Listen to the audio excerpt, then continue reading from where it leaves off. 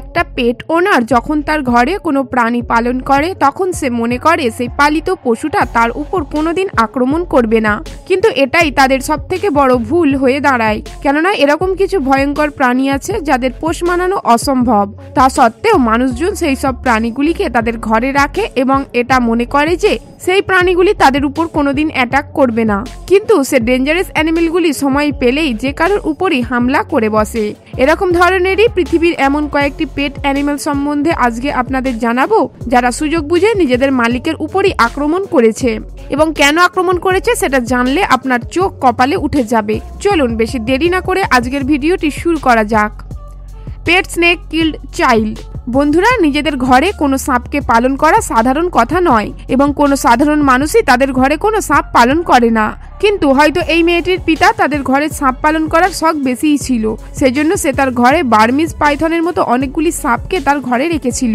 এই south east এশিয়ার one of the most dangerous সাপগুলির মধ্যে একটি, যে তার শিকারকে মারার আগে তার শ্বাস বন্ধ করে দেয় এবং তারপর তাকে জ্যান্তই খেয়ে নেয়। এই মেয়েটি সারাদিন এই সাপটির সঙ্গে থাকতো, সাপটির সঙ্গে খেলতো এবং তার সঙ্গেই তার পড়াশোনা করতো, এছাড়াও তার সঙ্গে বাইরে ঘুরতেও যেত।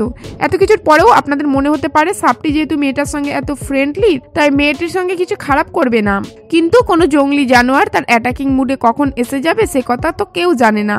এই কারণে এরকম প্রাণীদেরকে কন্ট্রোল করে রাখা অনেকই জরুরি। জিয়ানা এর পিতাও এরকমটাই করতো, এই সাপটিকে একটি খাঁচার মধ্যে বন্দি করে রাখতো, কিন্তু এক রাতে সাপটি তার খাঁচা থেকে বাইরে বেরিয়ে আসে। বাইরে আসার পর ডাইরেক্ট জিয়ানার উপর অ্যাটাক করে বসে। এই ছোট মেয়েটি এই সাপের আক্রমণ থেকে নিজেকে বাঁচাতে পারেনি। সাপটি জিয়ানার শরীরের উপর অনেক আঘাত করেছে। সকালবেলা ঘুম থেকে উঠে যখন তার পিতামাতা এই দৃশ্য দেখে তাদের আত্মা কেঁপে ওঠে, যার পর তার চিকিৎসা করার জন্য তাকে একটি হসপিটালে নিয়ে যায়, কিন্তু ডাক্তাররা তাকে বাঁচাতে পারেনি। এটা থেকে জানা যায় যে যখনই কোনো জঙ্গলি পশুকে নিজেদের ঘরে পালন করার জন্য রাখা হয় তাহলে রাতের সময় তার সুরক্ষার অনেক দায়িত্ব নেওয়া উচিত, কেননা এরকম প্রাণী আক্রমণ করার আগে একবারও ভাববে না সে কাকে আক্রমণ করছে।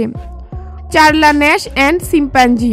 বন্ধুরা, শিম্পাঞ্জি এমন একটি বুদ্ধিমান প্রাণী, সবাই মনে করে যে তার সামনে যেই যাবে তার সঙ্গে সে বন্ধুত্বপূর্ণ আচরণ করবে, কিন্তু বাস্তবে এরকমটা হয় না, কেননা শিম্পাঞ্জি পৃথিবীর 10টি আক্রমণাত্মক প্রাণীগুলির মধ্যে একটি।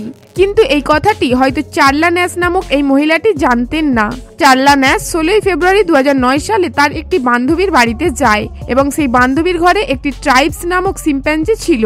সে মহিলাটি ছোট থেকেই শিম্পাঞ্জিটিকে তার ঘরে রেখেছিল এবং তার এমনভাবে লালন পালন করেছিল যেন শিম্পাঞ্জিটি তার বাচ্চা। তার প্রতিটি বিষয়ে খেয়াল রাখত এবং তাকে খুব সুন্দরভাবে ট্রেনিংও দিয়েছিল, যে কারণে ট্রাইবস অনেক মুভিজ এবং অ্যাডভার্টাইজমেন্টেও কাজ করেছে।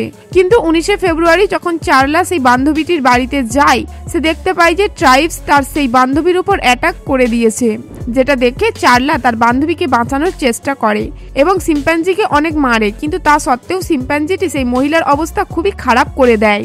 এত কিছু দেখার পর চার্লা শেষ পর্যন্ত শিম্পাঞ্জির মাথার উপর আক্রমণ করে, যেটার পর শিম্পাঞ্জি কিছুক্ষণ নিস্তব্ধ ছিল, তারপর সে চার্লার উপর আক্রমণ করে বসে, যার ফলে তার চোখ, নাক এবং কান সবকিছুই ড্যামেজ হয়ে যায় এবং তার হাতের আঙুলগুলিও কেটে নেয়। এত কিছু ঘটনা হয়ে যাওয়ার পর সেই বান্ধবীটি পুলিশকে কল করে এবং পুলিশ যতক্ষণে এসে পৌঁছায় ততক্ষণে চার্লার অবস্থা খুবই খারাপ হয়ে যায় এবং পুলিশ শিম্পাঞ্জিটিকে একটি খাঁচায় বন্দি করে নেয়। তারপর চার্লাকে হসপিটালে ভর্তি করে। চার্লার মুখের অবস্থা এতটাই খারাপ হয়ে গিয়েছিল যে তার ফেস ট্রান্সপ্ল্যান্ট করাতে হয়েছিল। এত কিছু ঘটনা চার্লার সঙ্গে হয়ে যাবার পর বর্তমান সময়ে চার্লা এরকম বিপজ্জনক পশুকে নিজেদের ঘরে না রাখার জন্য প্রচার করে সবাইকে অ্যালার্ট করতে থাকে। মারিয়াস অ্যান্ড হিজ হিপ্পোহাম্পে। বন্ধুরা, মারিয়া তার ঘরে বড় বড় বিদেশি প্রাণীদের পালন করত এবং সে অনেকদিন ধরেই এরকমটা করে চলেছে। মারিয়াসের যখন 5 বছর বয়স ছিল, সে এই হিপ্পোকে একটি নদীর কিনারা থেকে কুড়িয়ে পেয়েছিল। তারপর থেকে সে হিপ্পোকে নিজের ছেলের মতোই মানুষ করত এবং তার নাম রাখে হাম্পে। ধীরে ধীরে তার বয়সের সঙ্গে সঙ্গে তার সাইজও বাড়তে থাকে। তারপর মারিয়া এই প্রাণীদেরকে পালন করার জন্য একটা বড় জায়গা করে, যাতে করে সব প্রাণীগুলি ফ্রিলি ঘুরতে পারে। মারিয়াসের সব থেকে বেশি পছন্দ ছিল এই হিপ্পো। সে পৃথিবীকে দেখাতে চাইতো যে কোনো জঙ্গলি প্রাণীর সঙ্গে যদি ভালোবেসে থাকা যায় তাহলে সেই জঙ্গলি প্রাণী তার উপর আক্রমণ করে না। মারিয়াস তার এই হিপ্পোর সঙ্গে সারাদিন থাকতো এবং তার অনেক খেয়ালও রাখতো এবং যখন তার ইচ্ছে হতো সেই হিপ্পোর উপর বসে খেলাও করতো। এই হিপ্পো যত বয়স হতে থাকে তত তার অ্যাগ্রেসিভ নেচারও বাড়তে থাকে।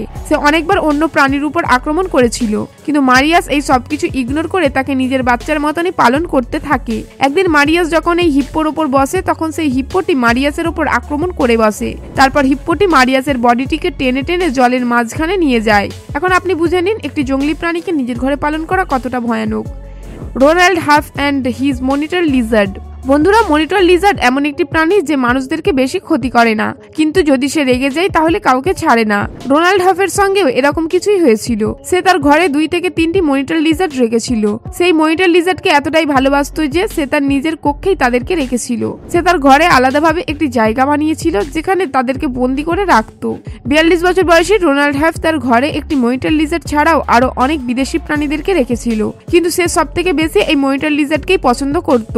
একদিন খাবার দেওয়ার জন্য তার স্ত্রী যখন সেই রুমে যায়, সে দেখে যে রোনাল্ড হাফ মাটিতে পড়ে আছে এবং তার উপরে বসে 2টি মনিটর লিজার্ড অ্যাটাক করেই চলেছে।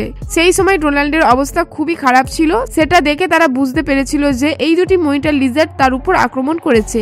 এই ঘটনার পর রোনাল্ডকে হাসপাতালে নিয়ে গিয়েও বাঁচানো যায়নি, কিন্তু 2002 সালের পর থেকে কোনো মানুষই তার ঘরে এরকম ভয়ঙ্কর প্রাণী পালন করতে পারবে না, এরকমই আইন জারি হয়। Daisy too and a crocodile. বন্ধুরা, এই ভয়ঙ্কর ঘটনাটি 2016 সালের জানুয়ারি মাসে ইন্দোনেশিয়ার ঘটনা, যেখানে 4.4 মিটারের লম্বা কুমিরটিকে বেআইনিভাবে একটি প্রয়োগশালায় রাখা হয়েছিল। যেদিনের ঘটনা সেদিন ডেজি এই কুমিরটিকে খাবার খাওয়াতে গিয়েছিল এবং খাবার খাওয়াতে খাওয়াতে হয়তো কুমিরটি তার উপর আক্রমণ করে তাকে নিজের খাঁচার মধ্যে টেনে নেয় এবং হয়তো নিজের লেজের সাহায্যেই তাকে খাঁচার মধ্যে ফেলে দিয়েছিল। কুমিরের এটি অভ্যাস যে সে শিকার করার আগে খুবই শান্ত স্বভাবের থাকে এবং শিকারের সময় সে অনেক লাফাতে থাকে। এরকম কিছুই ডেজির সঙ্গে হয়েছিল, যেটা ডেজি একটু আগে থেকেও জানতে পারেনি। যতক্ষণে তার সহযোগীরা তার কাছে পৌঁছেছিল ততক্ষণে কুমির ঠিক তার অর্ধেক শরীর খেয়ে নিয়েছিল। তার মধ্যে ছিল তার একটি হাত ও পেটের অনেক বড় অংশ, যার পর পুলিশকে সেখানে ডাকা হয় এবং জানা যায় যে বেআইনিভাবে কুমিরটিকে সেখানে রাখা হয়েছিল, কিন্তু কুমিরগুলিকে সেখানে কেন রাখা হয়েছিল সে বিষয়ে কেউ জানে না। যার পর এই কুমিরটিকে শান্ত করে তাকে বন বিভাগে পাঠিয়ে দেওয়া হয়। বন্ধুরা, এই ভয়ানক ইনসিডেন্টগুলির মধ্যে কোনটি আপনার কাছে সবথেকে বেশি ভয়ানক মনে হয়েছে সেটি আমাদের কমেন্ট বক্সে জানাবেন এবং এই তথ্যপূর্ণ ভিডিওটিকে একটি লাইক দিয়ে সতর্কতার উদ্দেশ্যে আপনার ফ্রেন্ডস এবং ফ্যামিলির মধ্যে শেয়ার করে দেবেন। এবং আপনি যদি আমাদের চ্যানেলে নতুন দর্শক হয়ে থাকেন তাহলে আমাদের চ্যানেলটিকে সাবস্ক্রাইব করে পাশে থাকা বেল আইকনে ক্লিক করে দেবেন।